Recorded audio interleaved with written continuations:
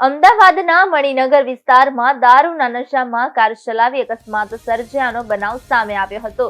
Youth કોંગ્રેસના પૂર્વ પ્રમુખ વિશાલ ગુર્જરે નશાની હાલતમાં અકસ્માત સર્જ્યો હોવાનું સામે આવ્યું હતું।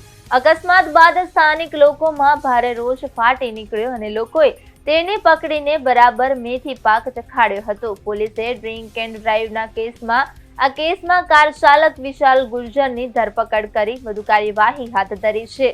પોલીસે આરોપી વિશાલ સામે વધુ કાર્યવાહી શરૂ કરી હોવાનું પણ જાણવા મળ્યું છે।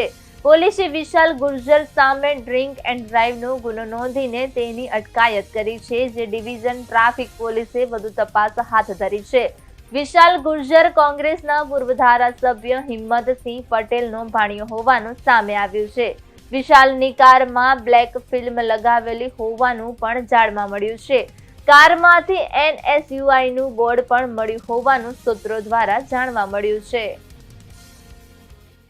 આ બાબતે ગઈકાલ રાત્રે મણિનગર પોલીસ સ્ટેશનની આગળ સિટી કોર્નર હોટલની સામે એક ડ્રિંક એન્ડ ડ્રાઈવનો ગુનો દાખલ કરવામાં આવેલ છે, જેમાં આરોપી તરીકે વિશાલ મહેન્દ્ર ગુર્જર તરીકે છે। અત્યારે આ બાબતે આગળની તપાસ ચાલુ છે।